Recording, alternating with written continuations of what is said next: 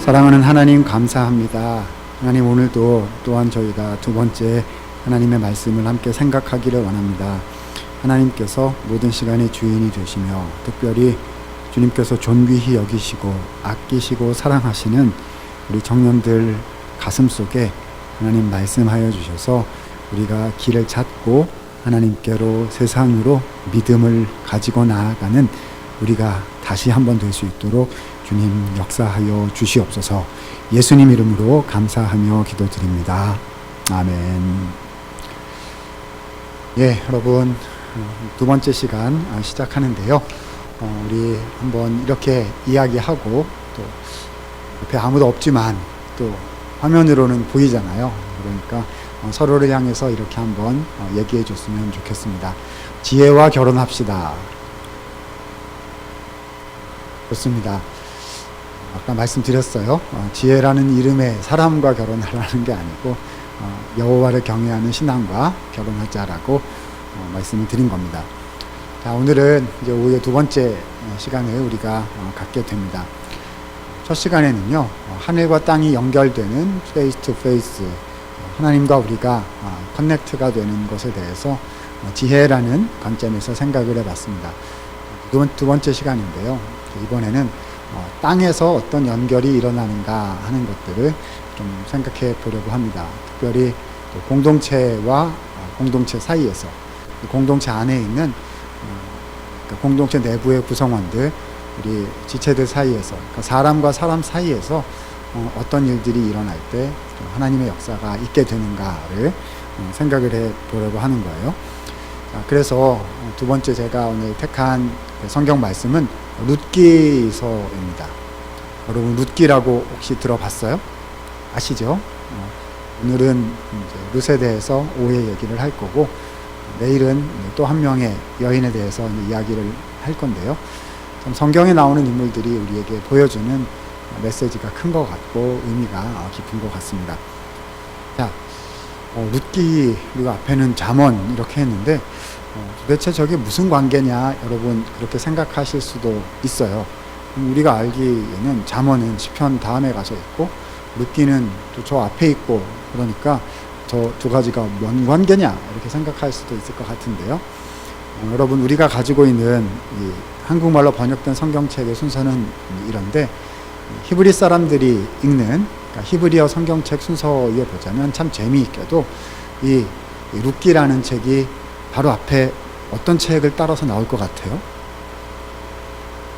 네, 몰라도 센스가 있으면 지식을 묻는 게 아니고 센스를 묻는 건데, 바로 앞에 잠언이라는 책이 있어요. 잠언 다음에 나오는 책이 룻기예요. 이 성경 순서가 좀 다른데 히브리어 성경에는 그래요. 자, 우리가 오전에 현숙한 여인에 대해서 봤잖아요. 그 현숙한 여인이란 하나님이 주시는 지혜를 얘기하는 거고, 여호와를 경외하는 신앙을 얘기하는 거고, 그리고 예수님의 신앙을 이야기하는 거다, 이런 얘기 오전에 했었잖아요. 자, 그 현숙함이란 우리말로 현모양처 이렇게 현숙 뭐 이런 느낌이 나서 그렇지, 사실 성경 원어로는 유능함이란 뜻이거든요. 진짜 실력 뭐 이런 뜻이에요. 그래서 진짜 유능한 실력이 있는 사람, 여호와를 경외하는 신앙이 있는 사람이라는 뜻이죠. 자, 그런데 오늘 우리가 읽게 될 이 룻기에도요, 이 현숙함이라는 단어가 나온단 말입니다. 좀 있으면요, 이 룻이 현숙한 여인이다라는 얘기를 듣게 될 거고요. 또 룻과 결혼할 보아스라는 사람, 2장에 보면 유력한 자였다 이렇게 한국말로 번역이 되어 있지만 그것도 사실은 다 같은 단어예요. 진짜 실력 있던 사람, 무슨 뜻일까요? 하나님을 경외하는 선택을 해나갔던 사람이 오늘 본문의 주인공인 룻이고, 그 룻하고 결혼했던 남자인 보아스였다는 겁니다. 자, 그러니까 우리는 하늘의 지혜를 받아서 땅에서 살아갔던, 그러니까 하늘과 땅이 이제 페이스 투 페이스 커넥트 된 거잖아요. 그런 삶을 자기의 일상생활 속에서 살아내려고 노력했던 그런 인물들의 이야기를 오늘 우리는 두 번째 시간에 이제 생각해 보려고 하는 거예요. 자, 첫 번째 강의는 약간 딱딱한 이론적인 그런 좀 설명하는 내용이 많았다면, 오늘 두 번째 할 거는 약간 스토리가 좀 들어가는 거니까 조금 더 재미있고 흥미진진하지 않을까 그렇게 생각을 합니다. 자, 화두를 하나 던지고 시작을 하도록 하겠습니다. 하늘의 지혜가 우리에게 임하면요, 그게 우리의 삶에 들어가기 시작하면 변화가 일어나게 되거든요. 왜냐하면 하나님을 만났고 그것들을 실천하려고 하면은 이게 도전이 되어서 이게 뭔가 달라지는 변화가 일어나게 되어 있습니다. 이거를 저는 오늘 전환점이라는 단어로 표현을 좀 해보도록 하겠습니다. 자, 뭐라고요? 전환점. 그러니까 키워드가 몇 개 있는데, 오전의 키워드는 지혜와 하나님을 경외하는, 선택의 원리, 뭐 이런 게 키워드였고, 자, 오후에는 그 지혜가 우리의 삶에 들어오니까 이제 전환점의 역사가 일어난다, 이렇게 되는 겁니다. 자, 무슨 전환점이냐, 여러 가지 의미에서 다 얘기할 수 있는데 기본적으로 두 가지 말할 수 있을 것 같아요. 첫 번째는, 자, 룻기 얘기는요, 개인적인 측면에서 터닝포인트, 전환점이 일어났던 얘기입니다. 그런 사건이에요.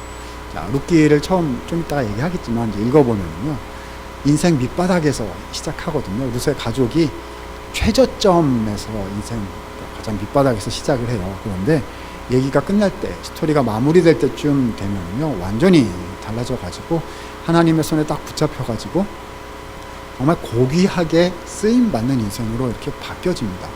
터닝 포인트가 있는 거죠. 개인적인 측면에서 그렇다는 거예요. 뿐만 아닙니다. 공동체적인 측면에서요, 그러니까 나라와 민족의 역사라는 측면에서도 그래요. 자, 우리 가지고 있는 한글 성경의 순서를 보면 그렇습니다. 그러니까 히브리어 성경으로는 잠언 다음에 룻기가 나오지만, 우리가 알고 있는 한글 성경의 순서를 보면 이 룻기는 되게 특별한 의미를 또 가지고 있어요. 바로 앞에 보면 무슨 책이 있죠? 사사기라는 책이 있어요. 사사기는 언제냐? 신앙적으로 완전히 망했던 때예요. 나라와 민족의 신앙이 그냥 정말 최저점을 쳤던 그런 때죠. 그래서 자꾸 잘못해서 하나님이 훈련하시느라고 이방 민족 통해서 고난 주고 어려움 주고 막 이랬던 때예요.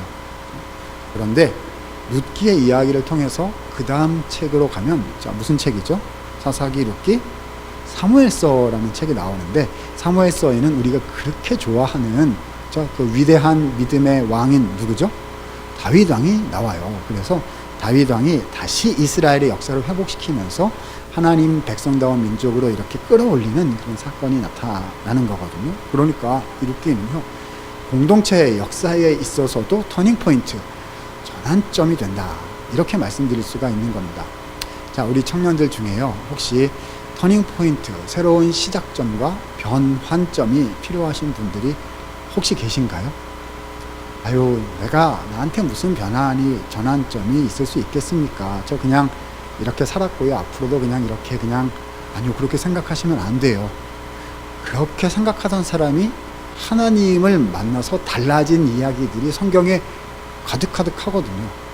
내가 과연 바뀔 수 있느냐, 이런 얘기 아니에요. 그런 거는 세상이나 타 종교에 가서 물어보세요. 내가 과연 바뀔 수 있습니까? 성경은 그런 얘기 아니거든요. 성경은 하나님이 어떤 분이십니까? 그분이 나를 위해서 어떤 말씀을 주셨습니까? 이게 기독교의 성경 얘기 아니겠습니까? 혹시라도 우리 중에 새로운 시작이 필요하다거나 하늘의 지혜를 받아서 나의 삶이, 우리의 가족이, 내가 걸어가야 하는 앞으로 수년의 길이 새롭게 시작돼야 되겠다라는 필요가 있으신 청년들이 계시다면, 나의 가정이 그렇다면, 또 우리의 청년부가 그렇다면, 또 하나님께서 나를 심어두신 또 월화수목금토에 내가 살아가야 하는 그 공동체, 그곳이, 그 삶의 현장이 터닝포인트가 필요하다면, 어쩌면 하나님께서는 오늘 우리 이번 청년부 수련회를 통해서 나한테 말을 걸어오고 계실 수도 있다, 이렇게 생각을 하시면서 한번 귀 기울여 들어주시기를 바랍니다. 수천 년 전에 살았던 그 룻 할머니 얘기가 무슨 나하고 관계가 있겠습니까? 아니에요, 여러분. 이 성경책, 이 말씀이 수많은 사람들의 인생을 바꿔놨거든요. 저의 인생도 바꿔놓았고, 우리 목사님의 인생도 바꿔놓았고, 여러분의 인생도 바꾸어 놓았고, 또 바꿔 놓으실 거예요. 오늘 귀를 쫑긋 기울이시면서, 하나님, 이 땅에서 어떻게 주님의 지혜로운 인생을 살아갈 수 있겠습니까? 한번 찾아볼 수 있는 그런 시간이 되셨으면 좋겠습니다. 자, 아무튼 그래서 룻기 얘기를 하겠다는 겁니다. 자, 이 룻기는요, 4장으로 이렇게 돼 있거든요. 처음에 딱 펼치면, 제가 이미 말씀을 드렸지만 가장 밑바닥에서 얘기를 시작을 합니다. 그런데 이렇게 돼 있어요. 모압이라는 그런 나라, 모압이라는 땅에서요, 3명의 여자들이요, 이스라엘 땅인 유대 베들레헴이라는 지역으로 이렇게 터벅터벅 돌아가는 장면으로 시작을 하게 됩니다.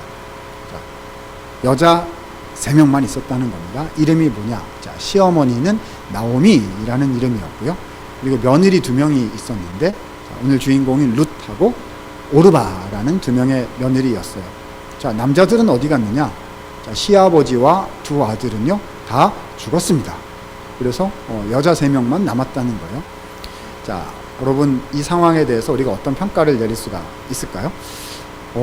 아마 요즘이라 그래도요, 남자 3명은 죽고 여자 3명만 남았다 그러면 여건이 그나마 많이 고대 사회보다는 더 신장이 돼 있는, 그래도 이제 부족한 측면이 많이 있지만요, 고대 사회보다는 그래도 여건이 신장이 돼 있잖아요. 요즘에도 이런 일이 있으면 그 집 큰일 났다고 할 거예요. 좀 있으면은 이 3명의 여인이 살다 안 돼가지고 뉴스에 나오고 뭐 이런 일이 생기지 않도록 도와주자, 이래야 될지도 모르겠어요.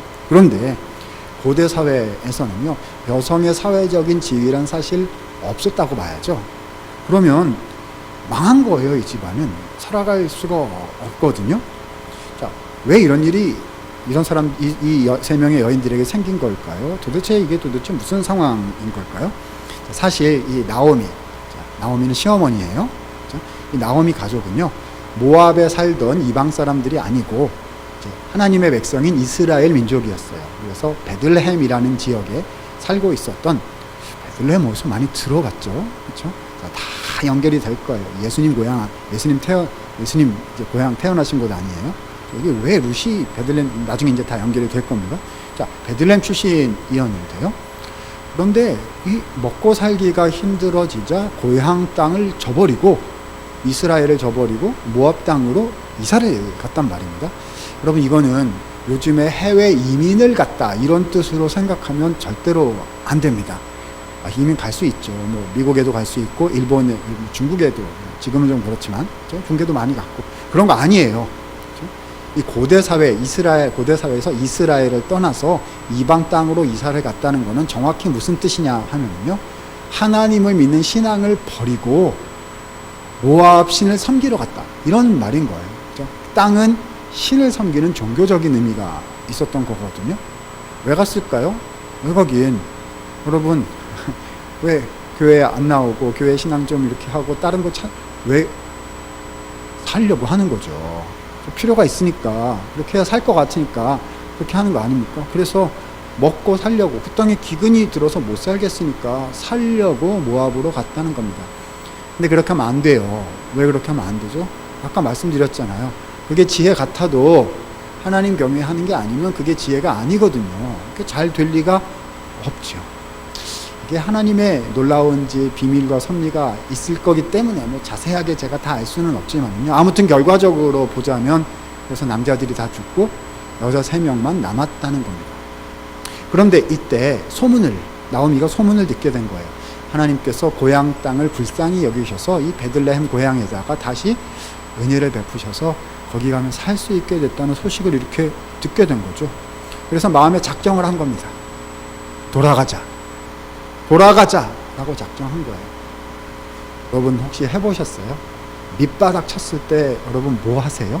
그렇죠? 난 밑바닥 쳤으니까 나는 여기 계속 있을 거다, 내 인생이 끝났구나 하고서 엉엉 울고 거기 계실 거예요?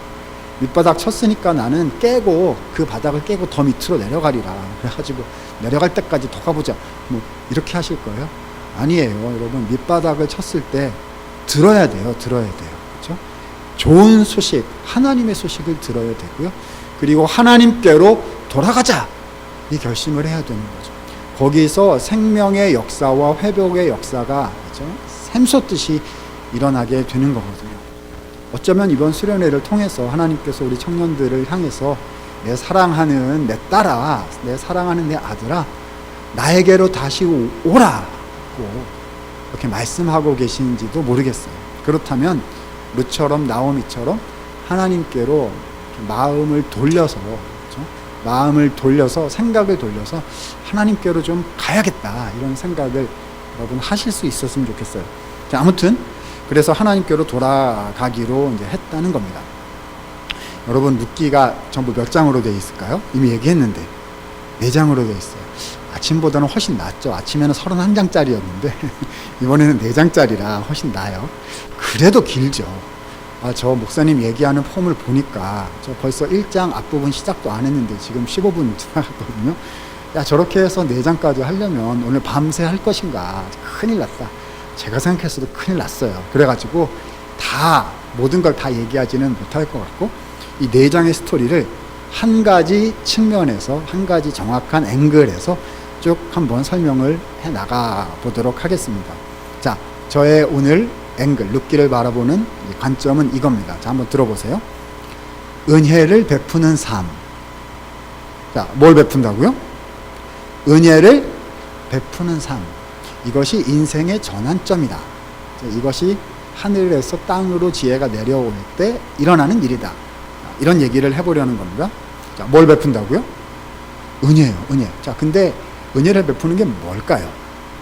성경에 은혜라는 말이 워낙 많이 나오잖아요. 그래서 굉장히 깊은 다양한 뜻들을 가지고 있는데, 룻기에 나오는 은혜라는 말은 특별하게 되게 디테일한 세부적인 뉘앙스가 있는 것 같아요. 자, 한번 들어보세요. 룻기에 나오는 은혜는 이런 거예요. 베풀지 않아도 되는 데까지 베푼다. 뭐라고요? 베풀지 않아도 되는 데까지 베푼다. 여기까지 하면 돼요. 여기까지 충분히 한 거예요. 여기까지 하면. 남들은 거기까지 안 하거든요. 그래서 이만큼 하면 하나님이 충분히 인정해 주시는 최선을 다한 건데, 그러니까 더 안 해도 훌륭하거든요. 그런데 그걸 넘어서서 더 하는 것, 안 해도 되는 것을 자발적으로 더 하는 것, 그걸 뭐라고 부른다? 2글자로 은혜라고 부른다는 겁니다. 자, 한번 1장, 2장, 3장, 4장 은혜라는 관점으로 한번 조망을 좀 해보도록 하겠습니다. 자, 1장입니다. 자, 다시 돌아왔어요. 1장. 이 3명의 여인이요, 지금 터벅터벅 유대 땅 베들레헴으로 돌아가고 있어요. 그런데 돌아가면 뭐가 있느냐? 없습니다. 아무것도 없어. 아니, 살 게 없으니까 모압으로 갔겠지. 뭐가 있으면 고향 왜 떠났겠어요. 그러니까 다 없으니까 간 거라고요. 근데 이제는 남자들도 죽었고 여자 3명만 남았어요. 돌아가서 할 수 있는 게 없어요. 자, 우리 여성분들 많이 계시니까 딱 들으면 느낌이 팍 올 거예요. 우리 남성분들도 이 공감 지수를 좀 이제 활용을 해가지고 한번 이제 느껴보세요. 자, 나이 많은 시어머니 한 분과 그 다음에 젊디 젊은 며느리 2명이 있었단 말입니다. 근데 가만 아무것도 없어. 그럼 이 3명이 어떻게 해야 될까요? 우리는 끝까지 뭉쳐가지고 같이 죽자. 죽더라도 같이 가자. 이렇게 해야 될까요? 아니면은 흩어져가지고 각자 살자. 이렇게 해야 맞을까요? 뭐가 합리적인 것 같아? 당연히 후자죠. 후자죠. 그렇죠? 제가 시어머니라면 이렇게, 나오미가 그렇게 했다고요. 애기들아, 가서 살아. 나야 고향 땅 가면 뭐 못하겠냐. 너네들 새 사람 만나서 새로 시작을 해. 너네는 되잖아. 나는 또 하나님이 해주시겠지. 이렇게 하는 게 맞는 거예요. 그렇죠? 합리적인 거라고요. 아니에요. 뭉쳐서 같이 죽자. 뉴스에 나올 거예요. 그렇죠? 그래가지고 모녀도 아니고 뭐라고 해야 되나 이거, 그렇죠? 세 여인이 같이 죽다 뭐 이렇게 해야 되나? 흩어져야죠. 자, 그래서 시어머니 나오니까 며느리 2명 이렇게 풀어줍니다. 그런데 그 풀어주는 말 속에 하나님이 굉장히 비밀스러운 하나님의 약속을 이렇게 슬쩍 담아주셨어요. 자, 1장 8절입니다. 1장 8절 말씀인데, 자, 성경책 한번 펴시고요. 룻기 1장 8절. 네, 또 밑에 나오네요. 감사합니다. 자, 같이 한번 읽어보도록 하겠습니다. 읽습니다. 시작. 나오미가 2 며느리에게 이르되,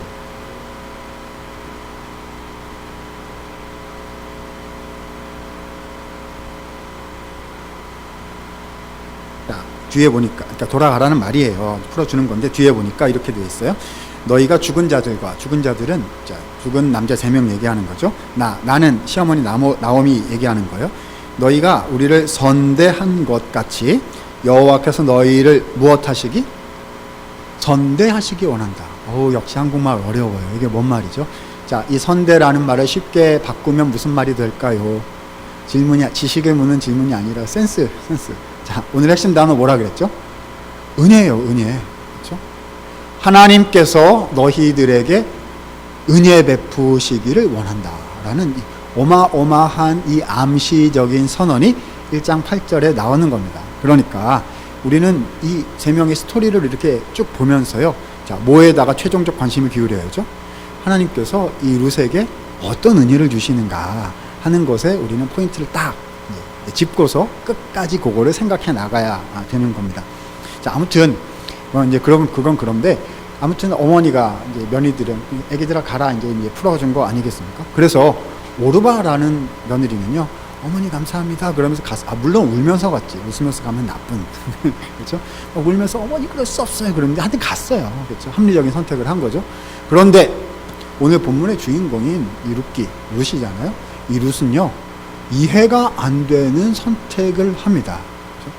여러분, 우리가 이 룻이 나오미를 따라갔다는 걸 너무 잘 알고 좀 있으면 보아스라는 남자를 만나가지고 결혼할 걸, 이거 스포가 다 돼 있어요.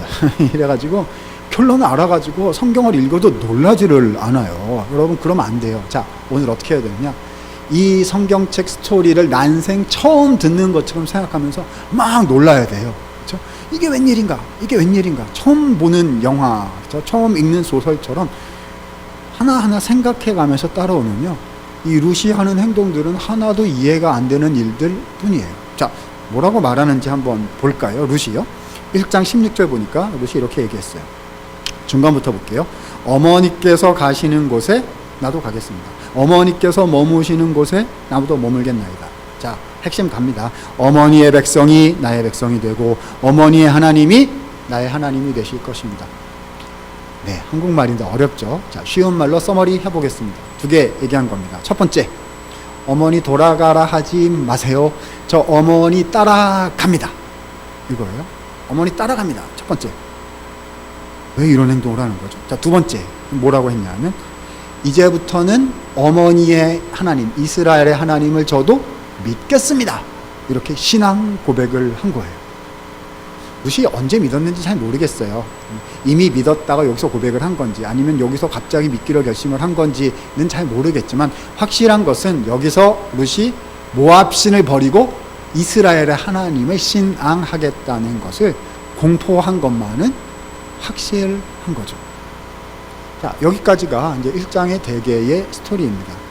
자, 처음 들었다 생각하고 한번 여러분 판단을 내려보세요. 룻의 이러한 결정이 칭찬받을 만한, 그렇죠? 어떻게 추천할 만한 결정이었을까요? 아니죠. 전혀 아닙니다. 이런 걸 보고 한국말 속담으로 뭐라고 부를 수 있을까요? 밑빠진 독에 물 붓기, 이런 표현. 그렇죠?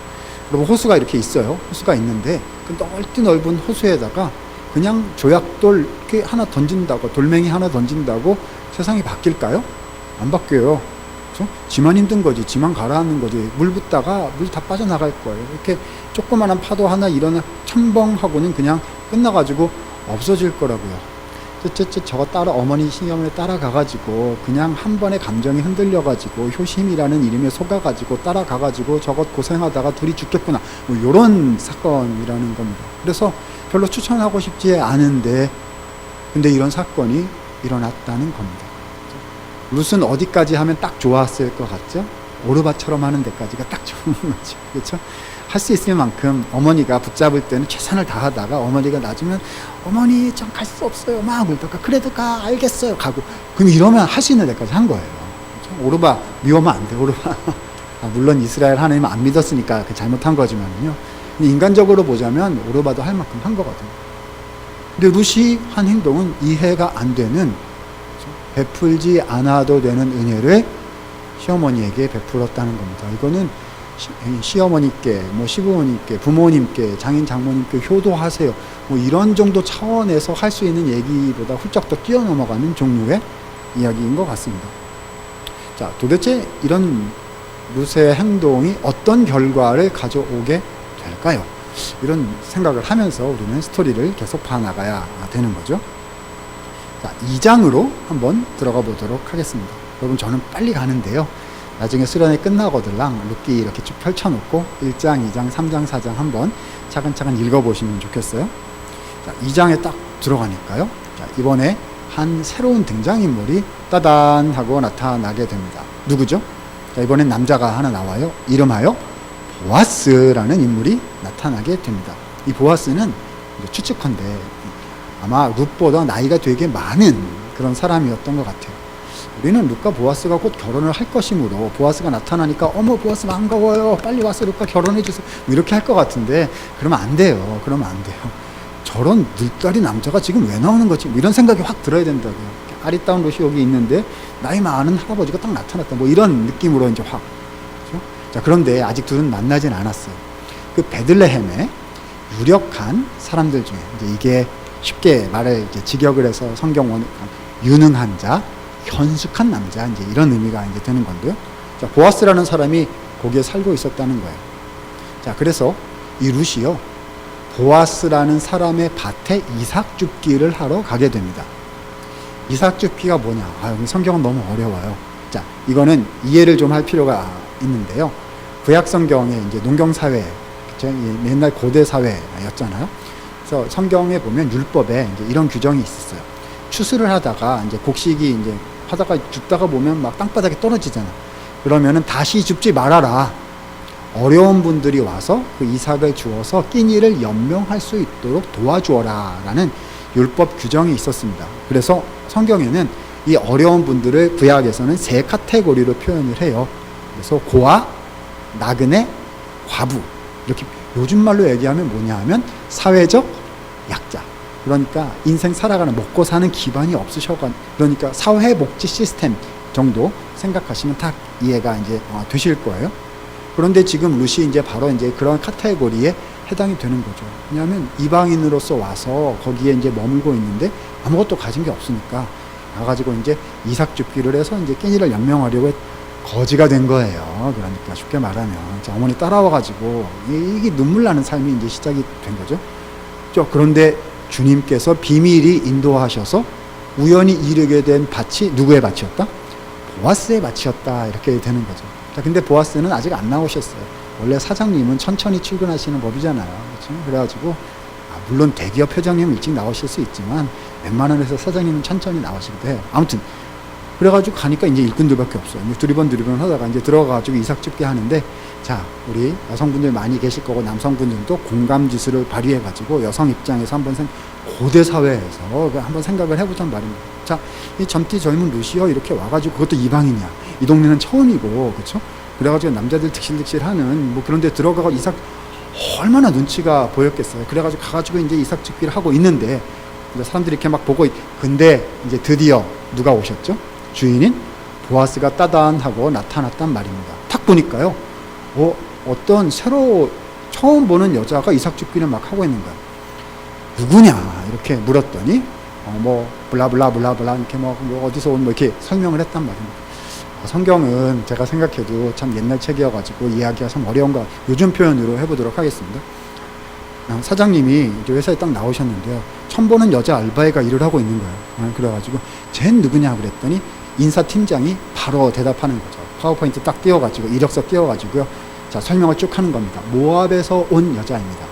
일단 빠지는 거죠. 그렇죠? 이스라엘 출신이 아니야. 결혼을 한번 했었는데 남편이 없답니다. 재산은 아무것도 없고요. 그리고 오늘 처음 나왔답니다. 뭐 이렇게. 여러분 지금 뭐 하는 거죠? 사장님, 이 알바 쫓아낼까요? 그냥 놔둘까요?를 물어보는 중입니다, 지금. 그렇죠? 자, 여기서 해야 하는 보아스의 적절한 대답은 뭘까요? 인간적으로는 뭐 쫓아낼 수도 있겠지만 하나님의 율법을 지켜야 된다라는 수준에서 생각해 보았을 때 어디까지 하면 되죠? 그렇지, 하나님이 이런 경우에 그냥 하라고 내도 그냥 둬라, 말씀대로 해야지 까지 하면 100점. 말씀을 잘 지킨 굉장히 훌륭한 사람이 되는 이제 그런 순간이었던 거죠. 그런데요, 여기 룻기에 나오는, 성경은 다 그렇지만 룻기에 나온 사람들은 다 이해가 안 되는 행동을 막 계속해요. 그러냐? 그러더니요, 룻을 불러가지고 갑자기 호의를 베풀기를 시작을 하는 겁니다. 그래가지고요, 이렇게 얘기를 하는 거예요. 당신이 룻입니까? 내일부터는 다른 밭에 가지 말고 그냥 우리 밭으로 나오도록 하세요. 그렇죠? 아르바이트였다가 갑자기 고용이 됐네? 그죠? 그러더니, 목말라요? 너무 걱정하지 말고 우리 남자 일꾼들이 여기다 길어놓은 물을 마음껏 마시도록 하세요. 여러분, 먼저 들어오신 그런 형님들 오빠들이 뭐라고 불러야 되나?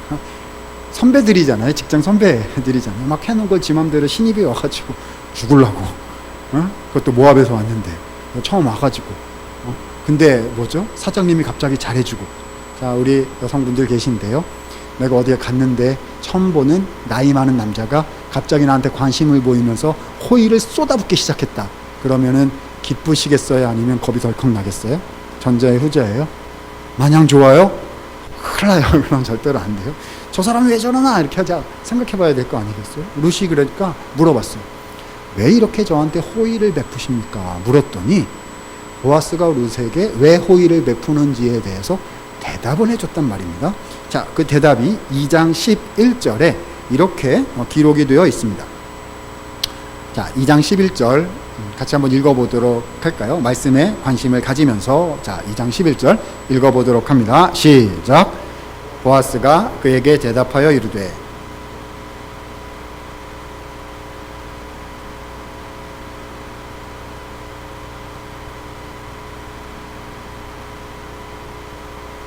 자, 정리해보면 보아스가 두 가지를 알게 되어서 그래서 마음이 좋아져가지고 지금 호의를 베푸는 거다. 이렇게 자기 마음을 설명을 한 거예요. 첫 번째, 어머니 따라온 거라면서요? 그거예요. 그렇죠? 모압에서 안 따라와도 되는데 여기까지 어머니 나오미 따라왔다면서요? 이거 첫 번째. 두 번째는 뭐죠? 전에 알지 못하던 백성에게로 온 일, 알지 못하던 백성이 이스라엘, 모압 사람이 이스라엘 사람이 되기 이 말이잖아요. 이게 다른 말로 바꾸면 뭐죠? 하나님 믿기로 했다면서요? 이 말이거든요. 그렇죠?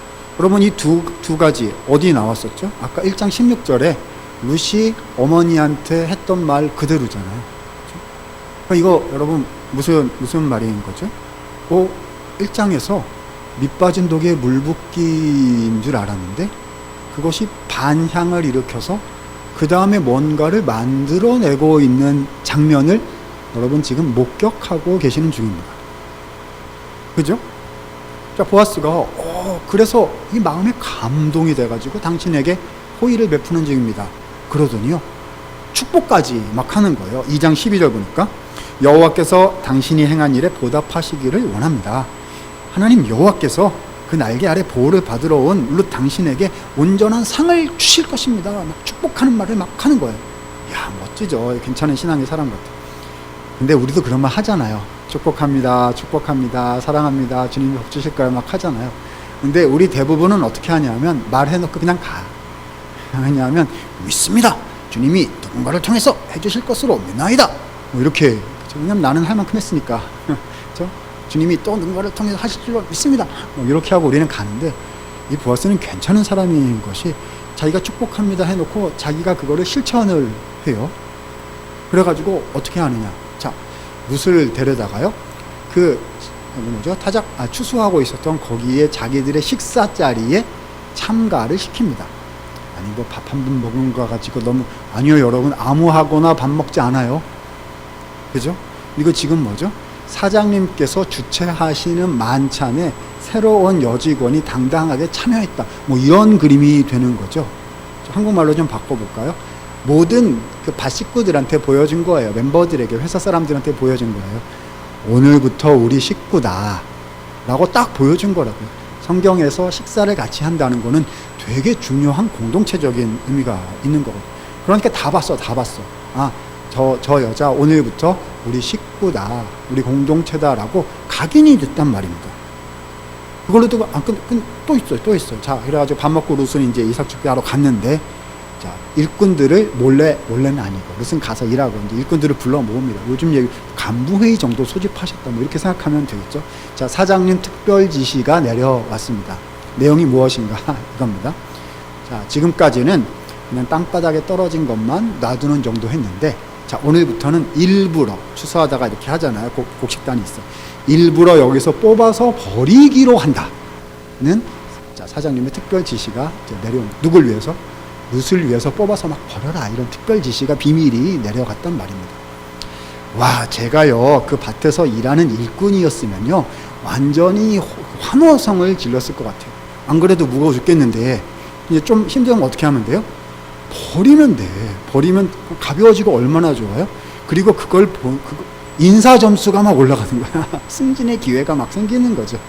완전 일석이조가 아니겠어요? 그래서 제가 생각해 봤어요. 야, 이걸 가지고 뮤지컬을 만들면 이게 정말 기가 막히겠다. 그래가지고요. 히브리 노예들의 합창 이런 거 말고요. 그렇죠?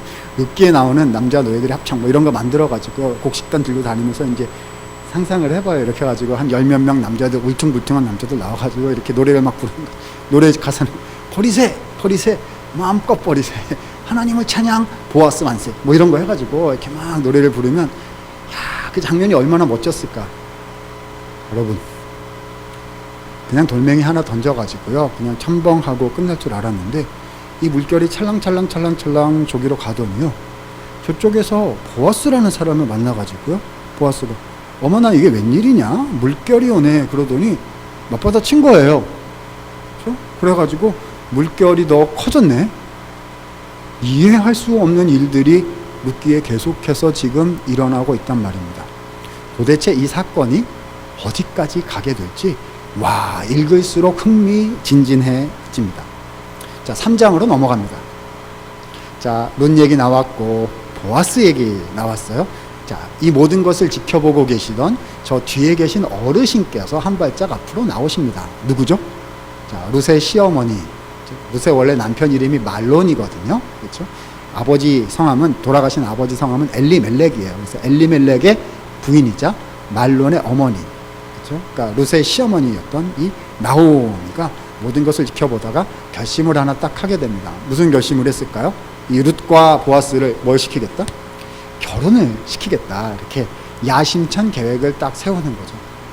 아, 우리는 성경의 스포를 너무 많이 알고 있어요. 이 룻과 보아스가 결혼했다는 걸 알고 있어서 이런 얘기를 들어도 하나도 놀라지를 않았는데 이것이 매우 놀라운 일이에요. 성경을 보면 계속 놀라야 되는데 어쩌면 이럴 수가 있느냐 이러면서 막 놀라고 가슴을 치고 막 이래야 되는데, 아무튼 여러분, 룻과 보아스가 결혼한다는 것이 괜찮은 계획이었을까요? 아닙니다. 이거는 모든 사람들이 다 반대를 했을 만한 그런 결혼이었어요. 자, 설명을 좀 해보겠습니다. 일단 룻 입장에서 보면은요, 보아스는 나이가 너무 많아. 그렇죠? 그래가지고 보아스한테 시집을 가라 그러면 룻이 좋아하지를 않을 게 거의 틀림없었던 정황이었을 것 같아요. 아, 그러면 입장 바꿔가지고 보아스 입장에서는 젊은 여자가 나한테 시집을 온다고 그러면서 쌍수를 들어 환영했을 만한 일 아닙니다. 보아스는 더 싫어할 만한 그런 상황이었다는 거예요. 그리고 이걸 알아야 지금 이 사건이 여러분 우리가 탁 이해가 될 건데요. 자, 약간 어렵지만 그래도 자, 이해를 돕기 위해서 설명을 좀 해보도록 하겠습니다. 이 보아스가 룻과 결혼해 주는 거를 성경이 뭐라고 표현하냐면 기업을 무르는 행위를 하는 것이다 라고 표현을 하고 있습니다. 뭐라고요? 기업을 무른다. 우리는 장기판에 돌을 무르는 건 봤어도 기업을 무르는 건 뭐냐 이런 생각이, 성경 어려워요. 자, 쉽게 한번 가보도록 하겠습니다. 자, 이거는 구속하는 행위를 하는 것이다. 쉽게 한다면서요. 더 쉽게 해보겠습니다. 이런 거예요. 자, 여러분, 고대 사회에 있던 제도여서 현대 우리한테는 이해가 잘 안 되는데 제가 할 수 있는 데까지 이제 쉽게 할 테니까 한번 들어보셔요. 자, 어떤 남자가 있었는데요. 이 남자가 후사가 없이 죽었어요. 그렇죠? 이럴 때 기업을 무르는 행위를 하는 특수한 상황이 생겨나게 되는 건데요. 자, 이거는 친척 가까운 순서대로 가는 자발적인 행위였어요. 하기 싫으면 안 해도 돼요. 근데 할 마음이 들면 이제 하면 되는 거예요. 자, 두 가지를, 룻기의 경우 이 상황에서는 두 개를 해줘야 되는 겁니다. 첫 번째는 땅을 되찾아줘야 되는 거예요. 땅을 산다라고 성경의 표현, 이게 사실 되찾아준다는 의미입니다. 여러분, 성경에서요, 하나님은 각 가족에게 먹고 살 수 있도록 땅을 나눠주셨어요. 이거를 기업을 누린다, 이제 이렇게 이야기를 하거든요. 그래서 땅을 주셨는데 그 땅을 소유권을 사고 팔 수가 없었고요. 이건 이제 현대는 너무 다르지. 사용권만 이제 돈 주고 이제 주고 받고 이렇게 팔 수가 있었어요. 그러니까 룻 가족은 이미 그런 게 이제 다 남의 손에 넘어가 버려가지고 할 수가 없어가지고 이제 모압으로 간 거겠죠. 자, 그러니까 다시 돌아와서 기업을 그러니까 보아스가 룻하고 이렇게 결혼해 준다는 건 무슨 말이냐? 첫 번째는요, 땅 되찾아가지고 농사 짓게 해주는 거예요. 자, 이거는 어떤 개념이죠? 돈 투자하는 거죠. 아, 땅 되찾아줘야 된다고요? 얼마짜리입니까? 얼마짜리입니다. 아, 그러면 내가 돈을 얼마 내야 되는군요. 그러면 1년 소출이 얼마나 나올 거니까 그럼 이렇게 해가지고 루카 나오면 얼마 주고 내가 얼마 어차피 손해는 볼 거예요.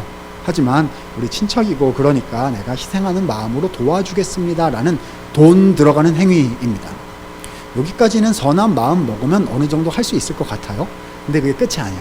자, 두 번째, 더 어려운 일이 하나 남아 있었어. 뭘 해줘야 되냐?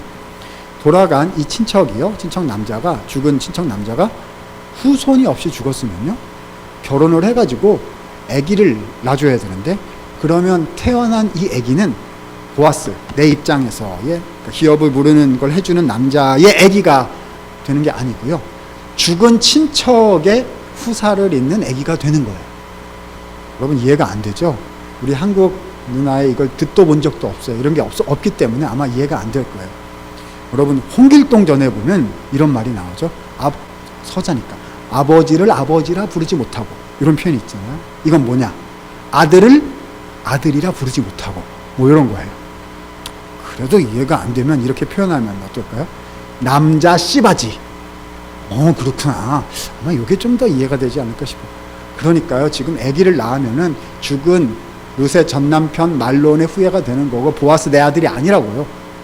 그러니까 이 기업을 부르는 행위는요, 자, 돈 바쳐, 몸 바쳐, 자식 바쳐, 시간 바쳐, 인생 바쳐, 모든 것 바쳐가지고요, 죽은 친척을 이롭게 하는 행위인 거예요. 자, 해야 됩니까? 하지 말아야 됩니까? 도망쳐야죠. 이런 거 하라고 누가 오면은 붙잡힐까봐 36개 주랭랑을 놓는 것이 인생의 올바른 선택이 아니겠습니까? 그러니까요, 가가지고 이런 거 하라 그러면 보아스는 아마 화를 내거나 야단을 치거나 주랭랑을 놓거나 할 가능성이 매우 높았다는 거죠. 그래서 말이죠, 이 나오미가 계략을 하나 세웠습니다. 그래서 이 딸 같은 이제 며느리죠, 룻한테 이렇게 얘기를 해요. 애기야, 오늘 밤에 보아스라는 남자가 타작마당에서 타작을 한 다음에 밖에서 거기서 잔댄다. 너는 밤에 몰래 거기 가가지고 그 남자가 어디 눕는지를 이렇게 잘 보았다가 밤이 깊어지면 그 남자 옆으로 가서 이불을 들고 그 남자 이불 밑으로 들어가도록 하여라. 이렇게 며느리에게 명령을 내렸습니다. 여러분 이해가 되세요? 이것이 무슨 명령인지요? 말이 어려운가요? 쉬운 말로 바꿔보도록 하겠습니다. 저도 그래도 목회자인데 이렇게 쉽게까지 해야 되나 이렇게 싶은데, 그래도 우리의 이해를 돕기 위해서 한번 해볼게요. 애기야, 오늘 밤의 모든 것을 끝내고 오거라. 이렇게 얘기를 한 겁니다. 자, 우리 여성분들 계신데요, 룻 입장에 서서 시어머니 나오미가 이런 식으로 얘기를 했다면 어떠실 것 같아요? 저 같으면 억울해서 화가 날 것 같아요. 어떻게 해야 맞는 거죠? 아니, 어르신께서 직접 가셔서 혼담을, 이야기를 말씀을 건네셔야죠. 아니면 민망하고 막 안 들을 것 같으면 사람을 구해가지고 말을 넣어야죠. 근데 지금 뭐 하라는 거예요? 보아스가 하자 그러면 안 할 것 같으니까요, 젊디 젊은 그 여인 며느리한테 밤에 남자한테 가가지고 그 남자 침대로 들어가가지고 아침까지 확실하게 해결을 해가지고 네 남편 만들어가지고 나와라, 뭐 이런 말 하고 있는 거거든요. 저 같으면 눈물 작전을 쓰지 않았을까 싶어요. 하나님께서 우리에게 주신 인생의 비기 중에 하나가 이제 눈물이잖아. 닭똥 같은 눈물 줄줄줄 흘리면서 이렇게 얘기하는 거죠. 어머니, 어떻게 저한테 이러실 수 있으세요? 제가 모압 땅에서 여기까지 와가지고 이삭 줍기를 하면서 지금 오르반은 갔는데 저는 어머니를 와가지고 이렇게 제가 빈민층으로 살면서 뭐 어떻게 저한테 이러실 수 있어요? 저 모압으로 돌아갈 거예요. 뭐 이러면은요, 시어머니가 이제 무서워가지고 먹고 살 수가 없으니까 얘야 내가 잘못했다 막 이러지 않을까요? 그런데 제 생각엔 그러나 룻은 그렇게 대답하지를 않았습니다. 3장 5절에 보니까 룻이 시어머니에게 이렇게 대답을 했어요. 어머니의 말씀대로 다 행하리이다. 정신이 아닌 것이 틀림없습니다. 그렇죠? 아니, 왜 이 사람들은 다 이해가 안 되는 행동들만 계속 하는 거죠? 그냥 저는 이 구절을 읽으면 가슴이 그냥 쿵쾅 뛰는 것 같아요. 어쩌려고 베풀지 않아도 되는 은혜를 저렇게까지 베푸고 있는 건가 싶은 거죠. 자, 입장 바꿔서 이제 보아스, 남자 입장에서 생각을 해보도록 하겠습니다. 그러니까 타작마당에서요. 그래 타작했으니까 얼마나 기분이 좋아요. 그래가지고 신나게 밤에 쿨쿨 자고 있는데요. 발끝에 뭐가 걸려요. 그래가지고 눈 떠가지고 이렇게 보니까 사람인 것 같아요. 그래가지고 뭐냐? 그래서 보니까 루시인 거예요. 너가 여기 왜 왔느냐? 그러니까 딱 짧게 한마디 했습니다. 이 룻도 보통 여자가 아니에요. 딱 한마디 했습니다. 보아스, 당신은 우리 집안의 기업 물을 자가 되십니다. 딱 한마디 했어요. 그럼 기업 물을 자가 뭐죠? 아버지를 아들을 아들이라 부르지 못하고 뭐 이런 남자 씨바지 뭐 이런 거. 그러니까 더 쉽게 얘기하면 이렇게 얘기한 거죠. 오늘부로 당신 인생 접수하러 왔습니다. 뭐 이런 말을 한 거예요. 오늘부터 당신 인생은 제 것이고 당신 돈도 제 것이고 우리가 결혼해서 아기를 낳으면 그 아기는 죽은 제 전 남편 말론의 것이고 뭐 이런 얘기를 그냥 한마디로 한 겁니다. 자, 우리 남성분들 많이 계신데요. 저 여기서 보아스의 합리적인 적절한 행동은 무엇일까요? 어떻게 해야 되죠? 더 이상 말하면 안 돼. 자, 뭐부터 해야지? 소리부터 질러야지. 지금 여자한테 당하는 입장이거든요.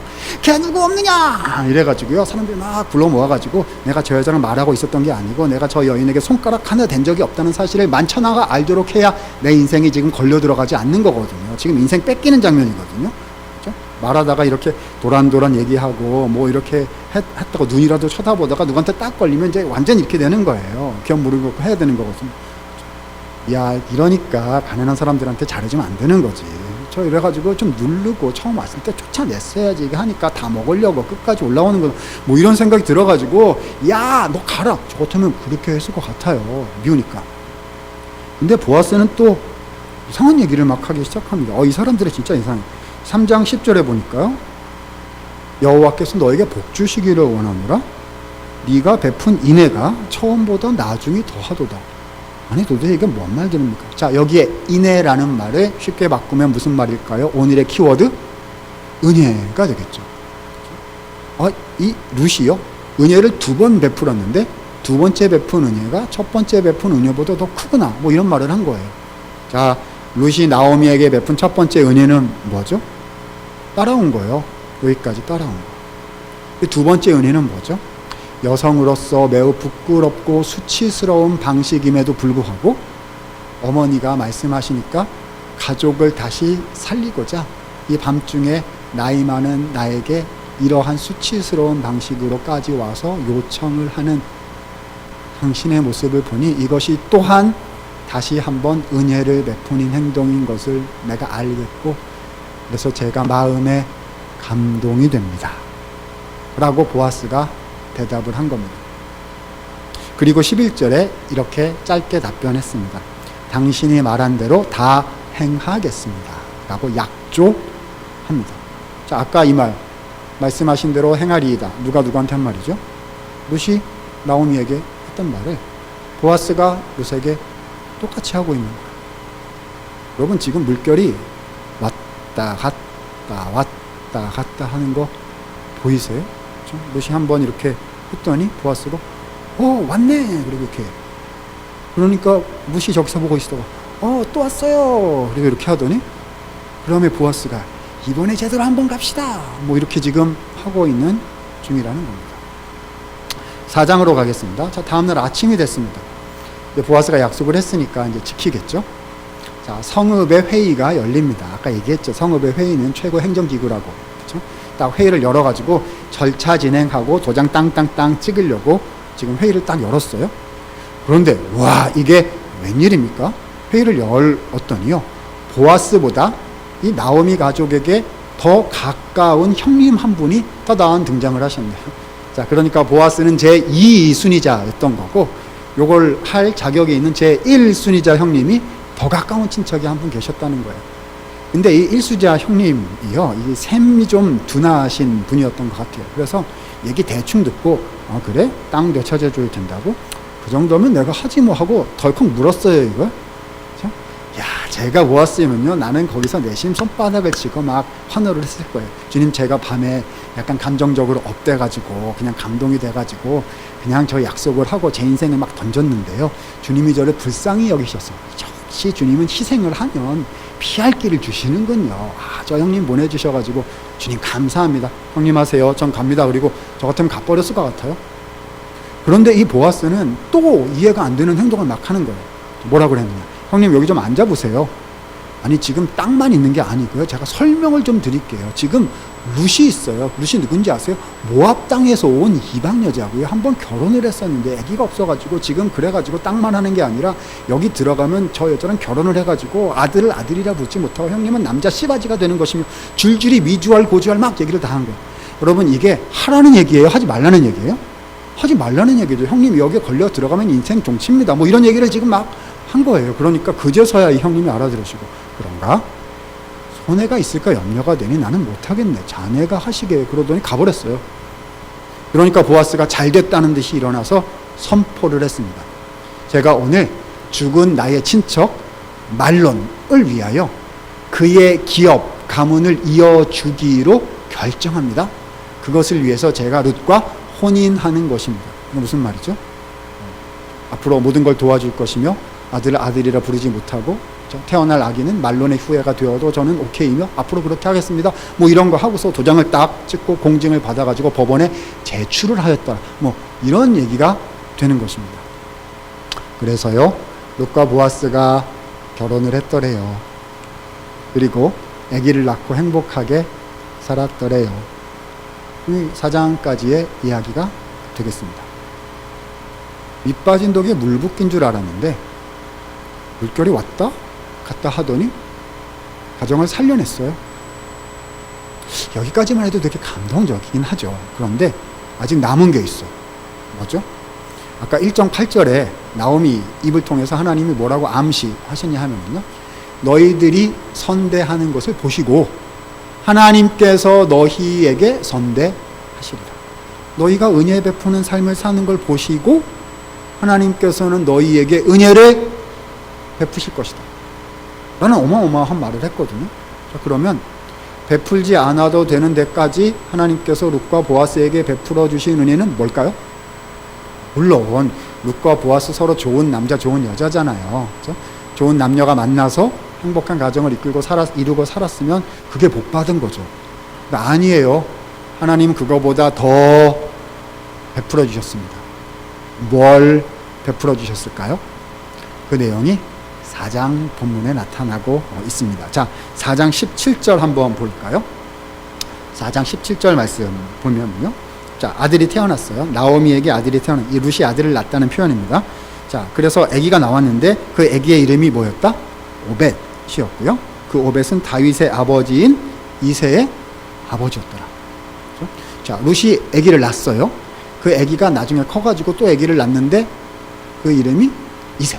이새가 커가지고요 아들을 쭉 낳았어요. 근데 그 막내 아들 이름이 다윗이었다는 거죠.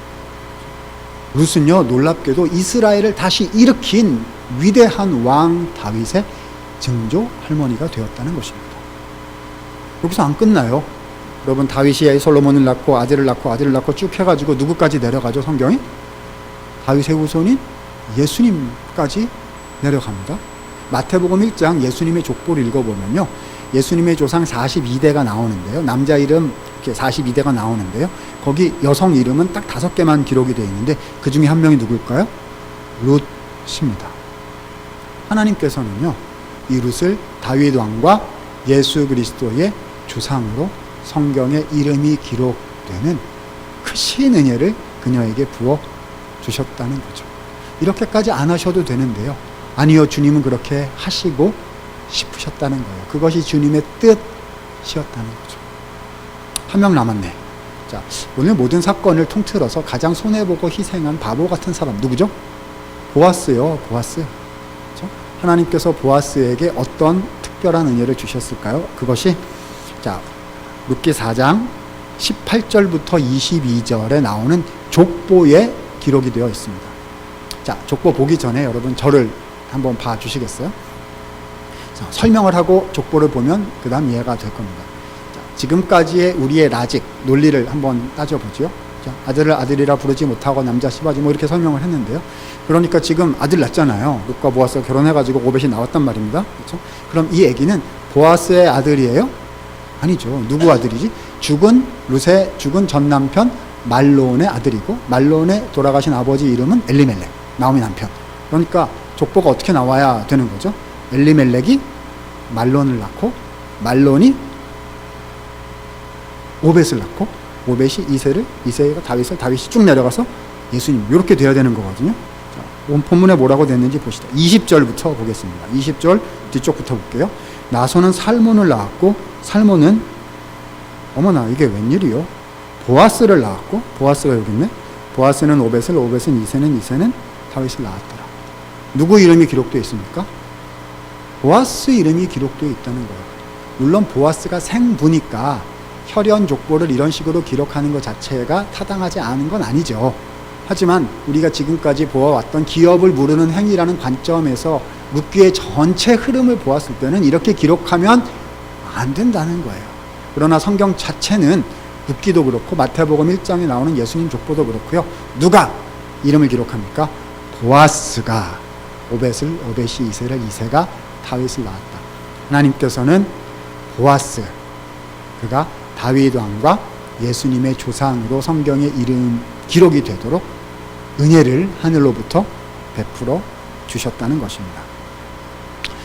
사랑하는 청년 여러분, 하늘에서 땅으로 내려온 여호와를 경외하는 세계관이 공동체적인 측면에서 드러난 책이 룻기 아닐까요? 쉬운 말로 얘기할까요? 은혜를 베풀고 살아라 라고 우리한테 말씀을 하십니다. 그러면 그것을 보신 하나님께서요, 하늘로부터 더 큰 은혜로 너희를 채우실 것이다. 은혜를 베풀며 살라는 거죠. 의무를 초월한 헌신을 하십시오 라는 얘기를 지금 하고 있는 것입니다. 아이 머리 아파라. 저 목사님 정말 말도 안 되는 이야기만 막 계속하네. 그렇죠? 지혜를 찾아야지 무슨 하나님을 경외하는 걸 해야 된다는 이상한 얘기를 오전부터 하더니 이제는 그렇죠? 베풀지 않아도 되는 데까지 은혜를 베풀라는 얼토당토하는 얘기를 막 하고 있구나 하는 생각이 드셔야 여러분 정상이에요. 그지요? 왜냐하면 세상에서는 이렇게 살지 말라 그래. 뭐라고 부르지? 이런 거를? 호구. 바보. 좀 더 세게 할까요?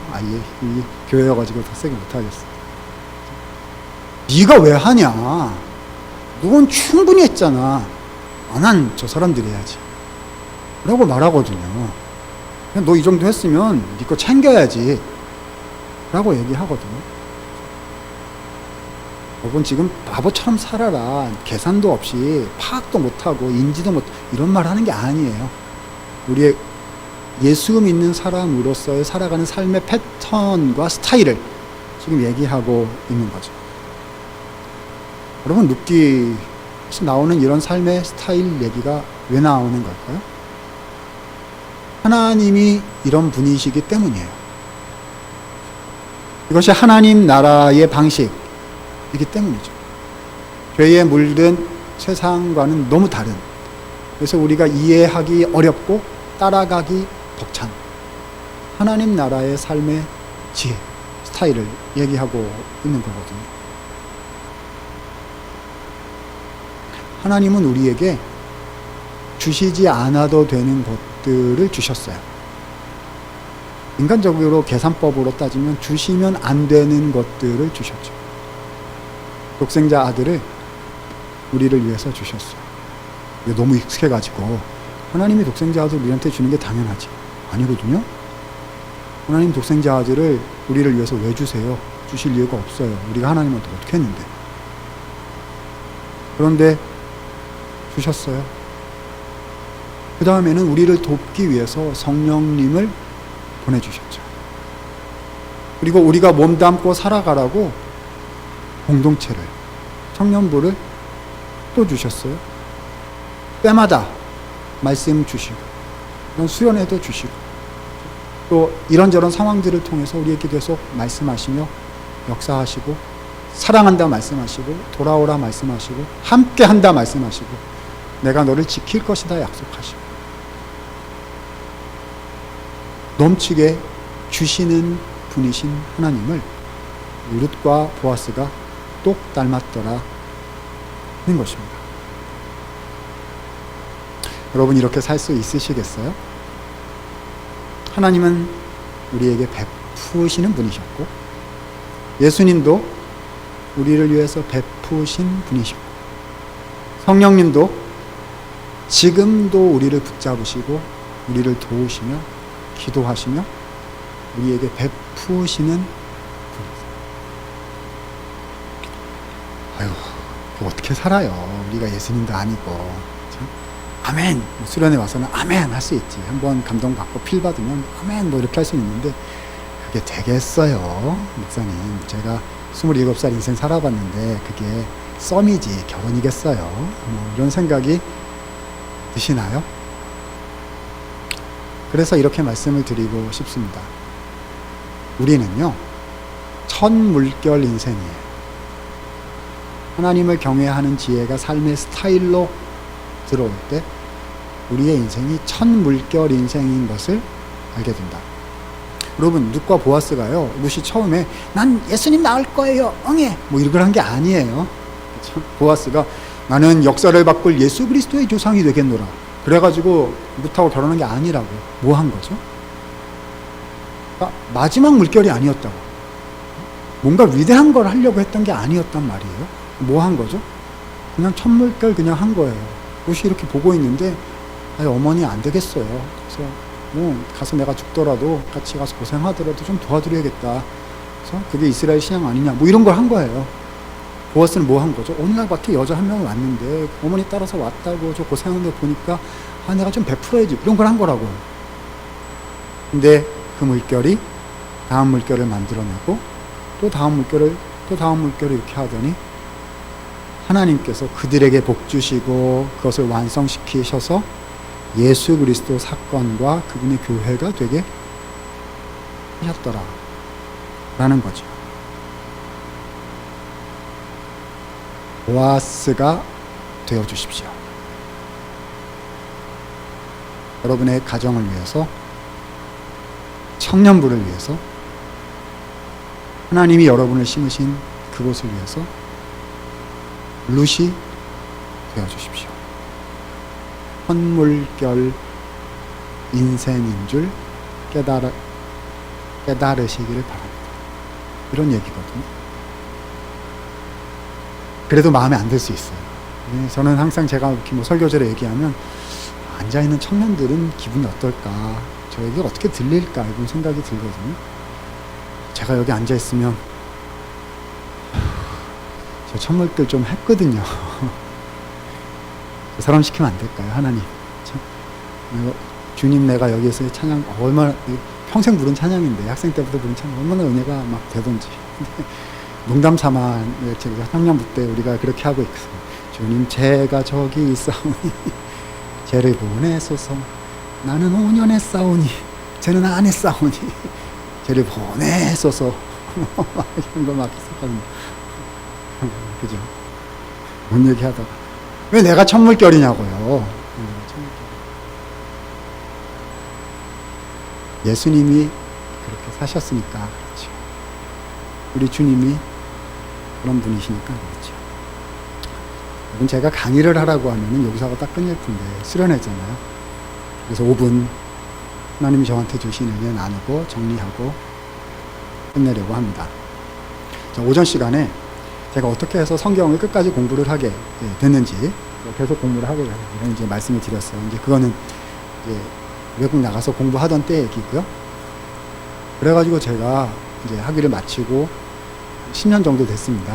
그래서 이제 귀국을 해서 하나님께서 은혜를 주셔서 신학교에 들어가서 이제 성경 가르치는 일을 하게 됐어요. 그게 제가 학교 임용이 된 게 2011년이에요. 그러니까 이제 만 10년이 이제 거의 된 거죠. 아직도 생생한 게요. 왜 이 룻기 설교랑 이게 좀 연결이 돼 있어서 그래요. 그래서 제가 2011년에 이제 처음 와서 와 모교잖아요. 제가 나온 학교이고 우리 사랑하는 목사님들이 되실 전도사님들을 양육하는 그런 학교니까 얼마나 제가 자부심이 또 하나님께서 제 길을 그렇게 꺾고 인도하시고 해서 여기까지 왔으니까 완전 프라우드한 거죠. 그래가지고 막 이렇게 하다가 2012년 두 번째 넘어갈 때 송구영신 예배를 여러분 송구영신 예배 알아요? 있잖아요. 금음날 12월 31일 날 12시 좀 땅 태면은 교회에 모여서 새해를 주님께 딱 작정하면서 막 이렇게 하는 거 있잖아요. 그래가지고 제가 이런 기도를 막 했던 것 같아요. 그때 주님 제가 주님을 위해서 위대한 일을 좀 해야 되겠습니다. 제가 참 지금 생각해보면 인격이 참 이제 수준이 그랬던 것 같습니다. 주님, 제가 주님을 위해서 위대한 신학교 일을 해야겠습니다. 주님, 절 좀 도와주셔야겠습니다. 주님, 이번에 함께 해주실 거죠? 막 이런 기도를 그때 이제 막 했던 것 같아요. 근데 그 송구영신 예배 때 제 마음속에 계속 주시는, 이제 설교 말씀과 다 연관이 돼 있었을 텐데, 제 마음속에 주셨던 그런 하나님의 응답은 이런 거였어요. 얘야,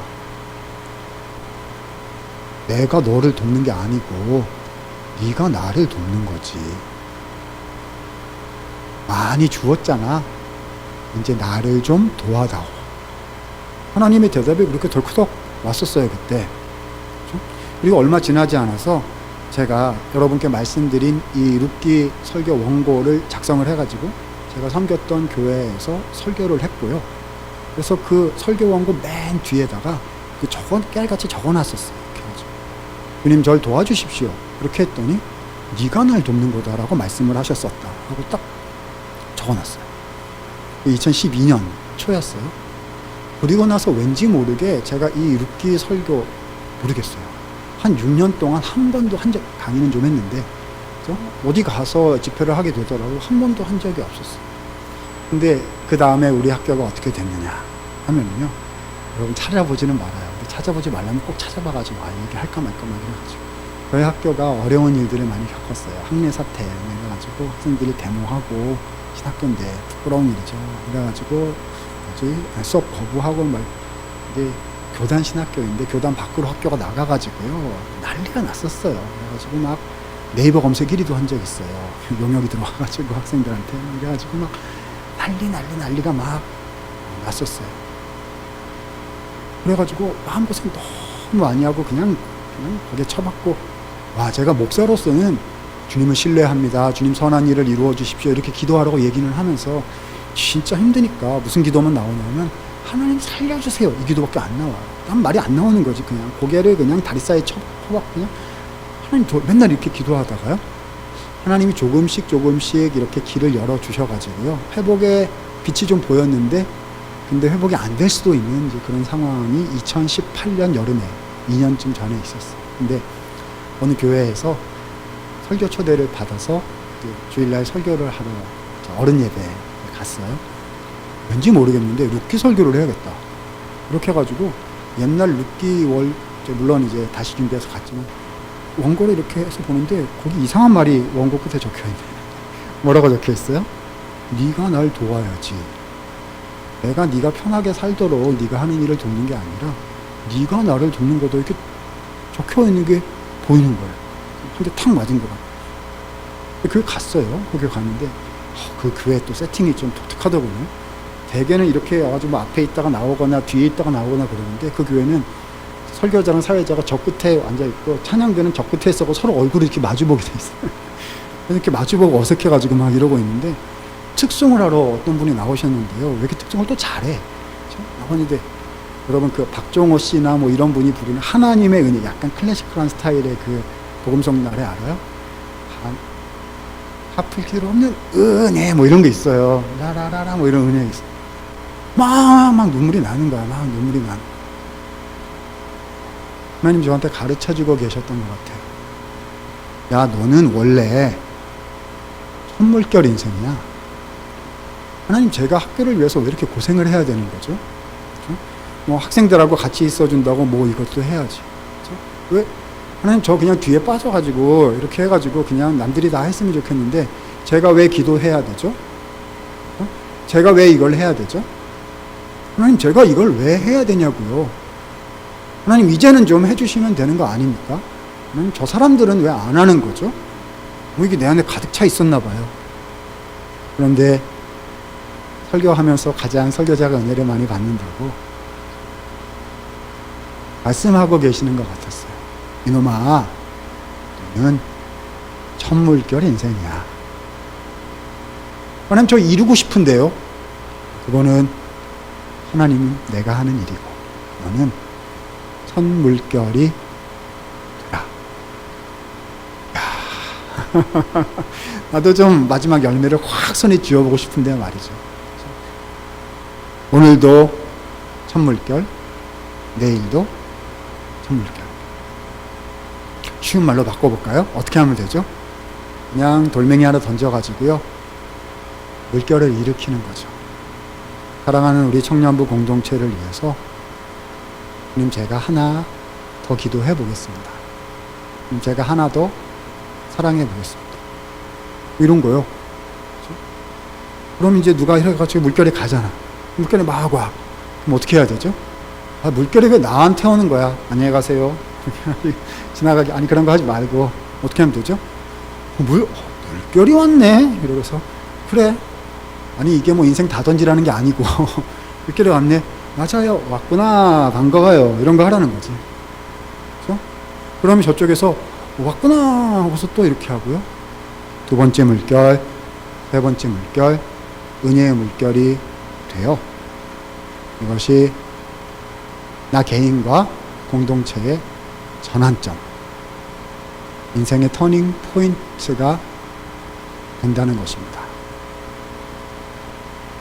이것이 잠언 31장에 현숙한 여인이 여호와를 경외하는 지혜의 신앙이 땅에 내려와 인생의 전환점과 공동체의 전환점이 되었던 룻과 보아스의 이야기입니다.